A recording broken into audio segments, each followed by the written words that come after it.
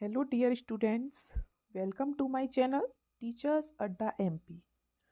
और आज आपकी 8th ग्रेड अभ्यास पुस्तिका गणित कक्षा 8 का चैप्टर है बेटा, चैप्टर नंबर 4 आंकड़ों का प्रबंधन, जिसका हम पार्ट 1 ऑलरेडी कर चुके हैं। जिसमें मैंने आपको थोड़ा सा टॉपिक समझाया था, मेन चीज़ें, और कुछ क्वेश्चंस कराएंगे।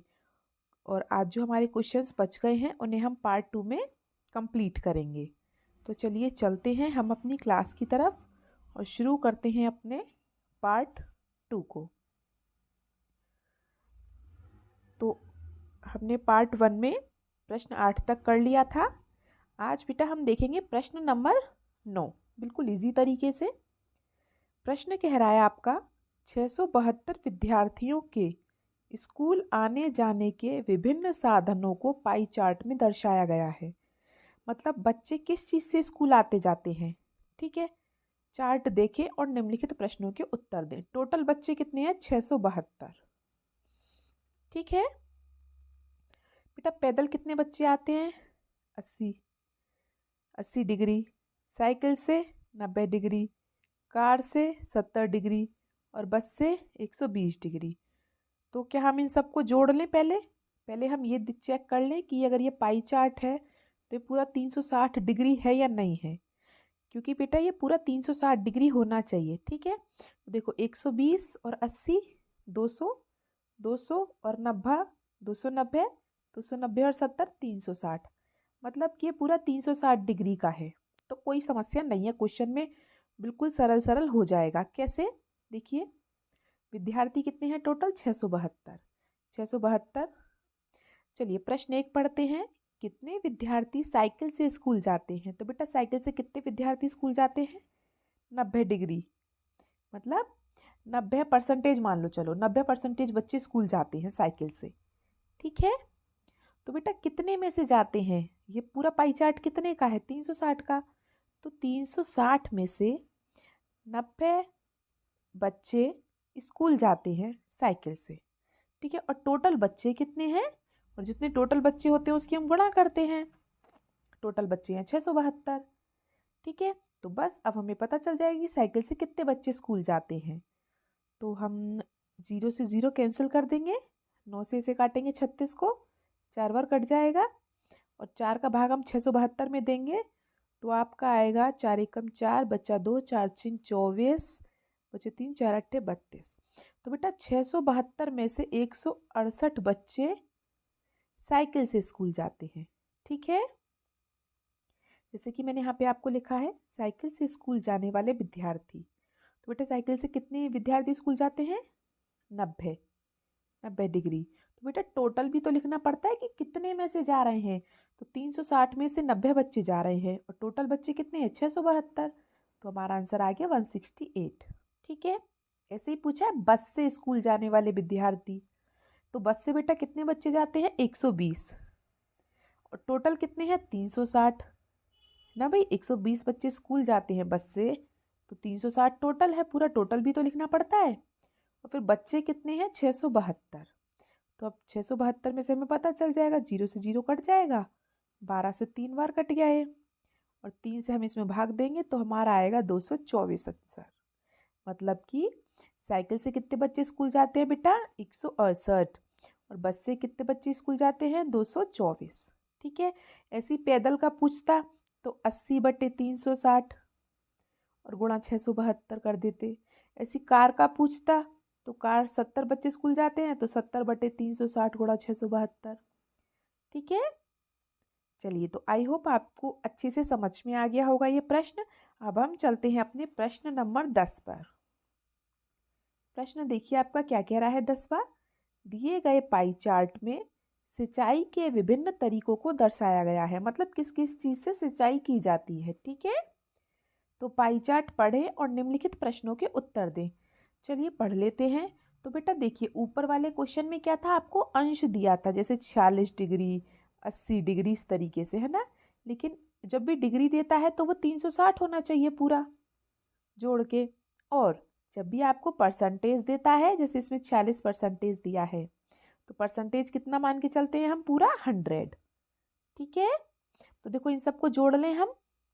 25 और 12 कितने हो गए? 37।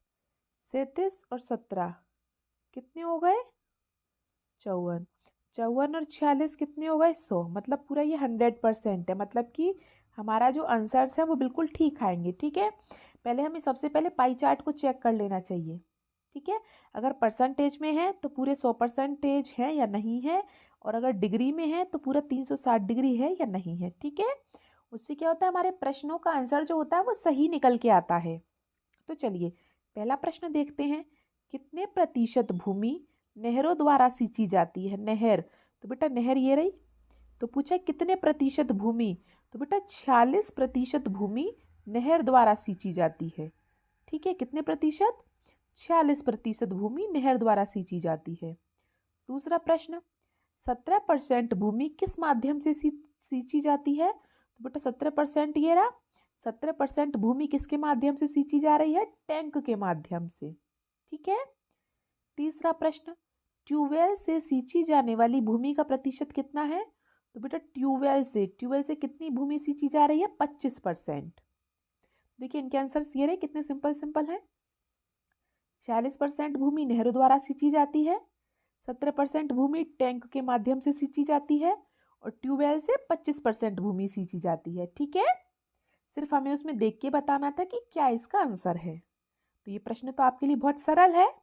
अब हम चलते हैं प्रश्न नंबर 11 पर। प्रश्न 11, निम्न दंड आलेख में, ये बेटा आपका आलेख है, जैसे बिल्डिंग सी बनी हुई है ना, ये तो ये कहाँ तक बनी है? ये 100 तक बनी है। ये वाली कहाँ तक बनी है? 200 तक बनी है। ये 250 तक बनी है। ये 300 तक बनी है। 350 तक बनी है। तो निम्न दंडालेख में अलग अलग शैक्षिक वर्षों में कक्षा 8 के विद्यार्थियों की संख्या दर्शाई गई है। ये क्या है बेटा? विद्यार्थियों की संख्या बताइए। जैसे 2003 और 4 में कितने विद्यार्थी थे स्कूल में? 100। 2004 और 5 में कितने विद्यार्थी थे? 200। 2005 और 6 में कितने विद्यार्थी थे स्कूल में? 250। फिर 2006 और 7 में कितने विद्यार्थी थे? 300। और 2007 और 8 में कितने विद्यार्थी थे? 350। तो कह रहा है इसको देखकर प्रश्नों के उत्तर दीजिए। चलिए भाई दे लेते हैं। तो पहला प्रश्न पूछ रहा है, इस दंड आलेख द्वारा क्या सूचना दी है? तो बेटा क्या सूचना दी है? कक्षा 8 के विद्यार्थियों की सूचना दी है इसमें। सिंपल है ना। प्रश्न ब, किस वर्ष में विद्यार्थियों की संख्या में अधिकतम वृद्धि हुई? मतलब किस वर्ष विद्यार्थी ज्यादा आए? तो चलिए देख लेते हैं। देखिए यहाँ पे 100 थे विद्यार्थी, फिर 200 हो गए, मतलब 100 विद्यार्थी बढ़ गए। यहाँ पे 250 मतलब 50 विद्यार्थी बढ़े हैं। यहाँ पे 300 हो गए तो 50 विद्यार्थी बढ़े हैं। यहाँ पे 300 से 350 हो गए तो 50 विद्यार्थी बढ़े हैं। तो बेटा कहाँ बढ़े हैं 100 विद्यार्थी? यहाँ पे, मतलब कि 2004 और 5 में, 4 और 5 में एकदम से विद्यार्थी 100 बढ़ गए थे। ठीक है, तो हमारे प्रश्न 2 का आंसर क्या है? 2004-5 में विद्यार्थियों की संख्या में अधिकतम वृद्धि हुई। ठीक है। प्रश्न स देखते हैं, किस वर्ष में विद्यार्थियों की संख्या अधिकतम है? सबसे ज्यादा किस वर्ष में है विद्यार्थी? तो सबसे ज्यादा विद्यार्थी देखिए किस में है? 350। सबसे ज्यादा किस वर्ष में है? 2007 में और 8 में। ठीक है, तो 2007-8 में विद्यार्थियों की संख्या अधिकतम है।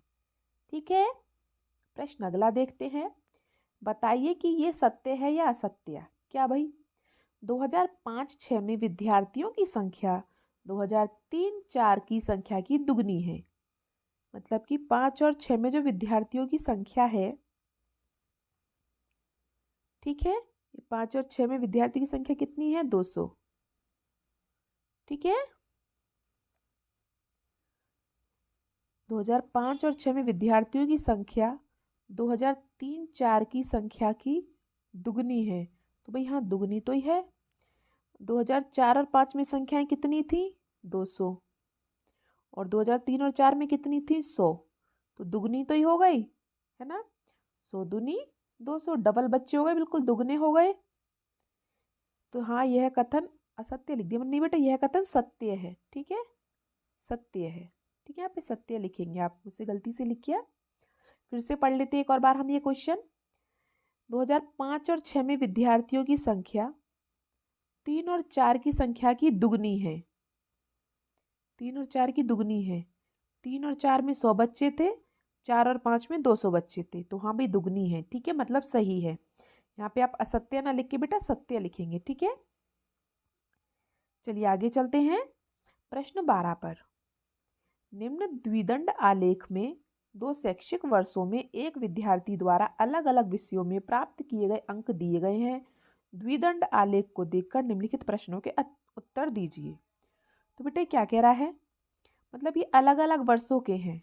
मतलब जैसे पहले गणित में इतने बच्चे पास हुए थे 2005 और 6 में, फिर 2006 और 7 में काफ़ी बच्चे पास हो गए। इसी सामाजिक विज्ञान में 2005 और 6 में इतने बच्चे पास हुए थे और 6-7 में ज़्यादा बच्चे पास हो गए। इस तरीके से उनके अंक दिए हैं। ठीक है, तो प्रश्न हम इसके देख लेते हैं। इस द्विदंड आलेख द्वारा क्या सूचना दी गई है बेटा, तो इसमें क्या दिया गया है हमको, इस द्विदंड आलेख में 2 वर्षों द्वारा अलग अलग वर्षों के अंक दिए गए हैं। क्या दिए बेटा, नंबर दिए गए हैं। ठीक है, प्रश्न ब देखते हैं। किस विषय में विद्यार्थी के प्रदर्शन में सबसे अधिक सुधार हुआ। तो बेटा सबसे अधिक सुधार देखो किस में हुआ है। देखो गणित में 30 थे, 30 से 60 हो गए। इसमें सामाजिक विज्ञान में 50 से 60 हुआ, तो कोई ज़्यादा नहीं हुआ। ऐसी विज्ञान में 50 से 40 से 50 हो गया, और अंग्रेजी में तो घट गया, पहले 50 था फिर 40 हो गया। हिंदी में बराबर है। तो बेटा सबसे ज़्यादा सुधार कहाँ हुआ है, गणित विषय में।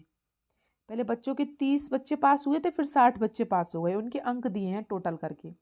तो सबसे ज़्यादा सुधार बेटा किसमें हुआ है, गणित विषय में। तो गणित विषय में प्रदर्शन में सबसे अधिक सुधार हुआ है। ठीक है, स किस विषय में प्रदर्शन में गिरावट आई है, मतलब किस में गिरावट आई है, बढ़ने की जगह घट गए हैं। तो अभी हमने देखा, देखो ये भी बढ़ रहा है, ये भी बढ़ रहा है, ये भी बढ़ रहा है, घट तो ये वाला गया है, अंग्रेजी वाला।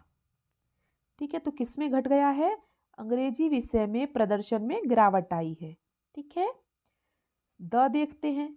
किस विषय में प्रदर्शन में समान रहा, मतलब समान किस में रहा है, न कम न ज्यादा। तो हिंदी में बेटा समान रहा है बिल्कुल।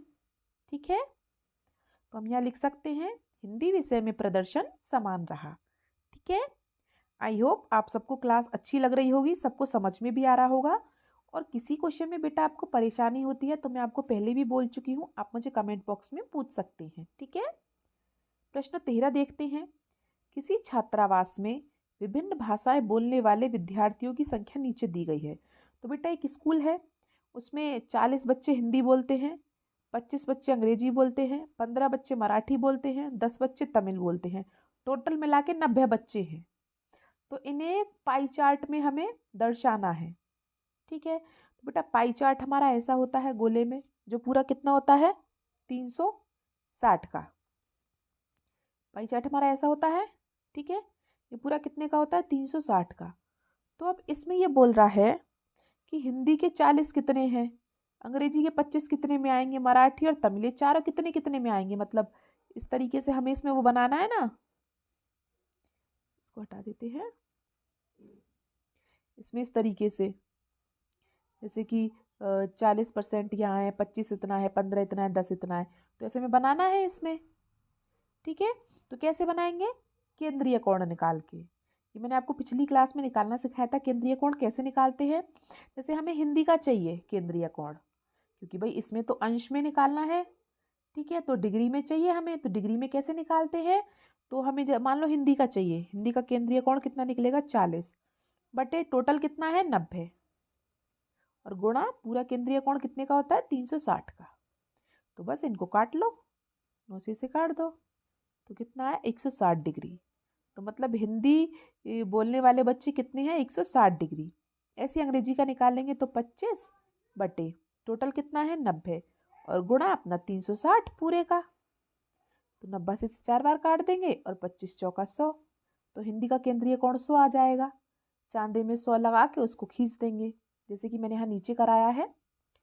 ये हमारी भाषाएं हैं हिंदी। हिंदी बेटा 40 बच्चे बोलते हैं, 90 में से 40 बच्चे बोलते हैं, और गुणा 360, तो 160 आ गया। अंग्रेजी 25 बच्चे बोलते हैं 90 में से, तो गुणा 360, और 100 आ गया काटा पीटी करके। मराठी कितने बच्चे बोलते हैं 15 90 में से, तो गुणा 360, इसका आ गया हमारा 60 अंश। तमिल तमिल 90 में से 10 बच्चे बोलते हैं और गुणा 360 तो कितना आ गया 40 अंश। अब हम क्या करेंगे, यहाँ पर आप एक गोला बनाइए और एक चांदा रखिए, यहाँ पे एक लाइन खींच के चांदा रखिए, यहाँ पे रखा सबने। अब सबसे पहले 160 डिग्री, 160 डिग्री आपका किधर आ रहा है, चांदा रख के देखो, इधर आ रहा होगा। तो ये इतने इतने एरिया किसका हो गया, ये हिंदी बोलने वाले बच्चों का। ठीक है, उसके बाद आप यहाँ पे चांदा रखेंगे और 100 डिग्री पे निशान लगाएंगे तो आपका इधर आएगा। तो ये इतना एरिया कितना हो गया, अंग्रेजी बोलने वाले बच्चों का। ठीक है, फिर आप यहाँ पे चांदा रखेंगे और यहाँ 60 डिग्री आएगा आपका, तो ये इतना एरिया हो गया मराठी बोलने वालों का। ठीक है, फिर आप यहाँ पे चांदा रखेंगे तो आप यहाँ तक देखेंगे ना, तो वो खुद पे ही 40 आ जाएगा, खुद से ही 40 आएगा। ये पूरा 360 हो गया है और ये इतना एरिया है हमारा तमिल बोलने वालों का। ठीक है, तो बन गया हमारा पाई चार्ट, कितना सिंपल है। ठीक है, तो प्रश्न 14 पर चलें। चलिए प्रश्न 14 देख लेते हैं। दी गई सारणी में किस राज्य के खाद्यान्न उत्पादन को दर्शाया गया है, आंकड़ों को दंडालेख में दर्शाइए। मतलब हमें दंडालेख बनाना है इस तरीके से, तो चलिए बना लेते हैं। वर्ष दिए हैं 2001, 2, 3, 4, 5। तो 2001 में बेटा कितना उत्पादन हुआ है, 45 लाख। 2002 में कितना हुआ है, 48 लाख। 2003 में 60 लाख। 2004 में 62 लाख। 2005 में 80 लाख। ठीक है, तो हमने क्या किया, हमने एक लाइन खींची, पहले हम वर्ष लिख लेते हैं, 2001, 2002, 2003, 2004, 2005। 5 वर्षों का दिखाया है तो 5 वर्ष लिख लिए। इधर हम क्या लिखेंगे, उत्पादन। उत्पादन देखो कैसे हैं, 40, 60, 80, मतलब 20 का पहाड़ा लिख लें, 20, 40, 60, 80 इस तरीके से हमने लिख लिया। अब 2001 में कितना उत्पादन है, 45 लाख। तो 45 बेटा कहाँ बैठ रहा है, 40 के थोड़ा सा ऊपर, ये 45। 2002 में 48, 45 के थोड़ा सा ऊपर 48। 2003 में 60, तो 60 हमारा ये रहा, पूरा पूरा है देखो। ठीक है, उसके बाद 2004 में 62, तो 60 से हल्का सा ऊपर 62 हो गया। 2005 में 80 लाख, और 80 हमारा पूरा ये रहा, तो ये 80 तक खींच दिया। ठीक है, तो इस प्रकार से हमारा क्या बन गया, ये हमारा बन गया ये दंडालेख। ठीक है, सब बच्चे बना लेंगे, बहुत इजी है दंडालेख बनाना। ठीक है, चलिए आई होप आप सबको समझ में आ गया होगा। और हम चलते हैं आज के लास्ट प्रश्न पर। प्रश्न नंबर 15, किसी स्कूल के विद्यार्थियों द्वारा पसंद किए जाने वाली आइसक्रीमों की महक या स्वाद दिया गया है, तो इन आंकड़ों को एक पाई चार्ट में निरूपित करें। फिर से पाई चार्ट बनाना है, तो हमें पाई चार्ट बनाएंगे हम। ठीक है, चलिए पाई चार्ट बना लेते हैं इस तरीके से। हाँ, तो पाई चार्ट में करना क्या है, तो इसने परसेंटेज दी है कि चॉकलेट 50% बच्चों को पसंद है, वनीला 25% बच्चों को पसंद है, और अन्य प्रकार 25% बच्चों को पसंद है। तो बेटा इन्हें पहले हम जोड़ लें जरा, कितना आ रहा है, परसेंटेज में है तो 0 और 10, पूरा 100% आ रहा है। तो ये होता भी पूरा 100% का ही है, परसेंटेज में पूछो तो, और डिग्री में पूछो तो 360 का होता है, तो पूरा 100% है। तो 100 में से देखिए, 100 में से 50%, 100 में से 50%, मतलब आधा। आधा कितना, आधा किसे पसंद है, चॉकलेट खाने वाले बच्चों को। तो आधा क्या हो गया, पूरा आधा, बीच में से काट दो, ये आधा अलग आधा अलग, मतलब आधा तो क्या है, ये वाला जो हिस्सा ये चॉकलेट खाने वाले बच्चों को पसंद है, आधा हिस्सा पूरा। फिर बच्चा 25 और 25, मतलब दोनों को बराबर हिस्सों में बांट दो। अब इस आधे के भी 2 हिस्से कर दो, ये भी 25% हो गया, ये भी 25% हो गया। ये तो 25% और ये भी 25%, तो दोनों हो गया 25-25। वनीला और अन्य प्रकार जो पसंद है वो बराबर बच्चों को पसंद है। ठीक है, जैसे कि हमने यहाँ पे दर्शाया है, देखो चॉकलेट खाने वाले बच्चे बिल्कुल आधे हैं, 50%, तो 50%, और वनीला और अन्य प्रकार दोनों 25-25% थे, तो 25% ये रहा, 25% ये रहा। और अगर आप इसे निकालना चाहें तो आप निकाल भी सकते हैं, कैसे, देखो 100% है। ठीक है, चॉकलेट कितने बच्चों को पसंद है, 50% को। 100 में से 50% बच्चों को चॉकलेट पसंद है, और टोटल कितना है ये 100। 100 से 100 कट गया तो 50 ही रह जाएगा, इसीलिए नहीं निकाला मैंने।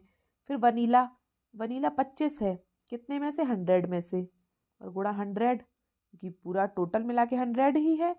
काट दिया तो ये भी 25 ही आया, ये भी 25 ही आएगा, इसलिए ठीक है।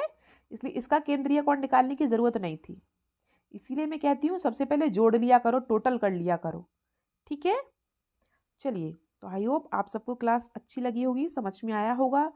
और अगर आपको कुछ समझ नहीं आता बेटा तो आप कमेंट बॉक्स में मुझसे पूछ सकते हैं। वीडियो को लाइक करें, अपने दोस्तों के साथ शेयर करें और सब्सक्राइब करना ना भूलें। हमारी वीडियो को देखने के लिए आप सबका बहुत बहुत धन्यवाद। मिलते हैं हम आपसे अगली क्लास में, तब तक के लिए आपका दिन शुभ हो। Have a nice day and thank you.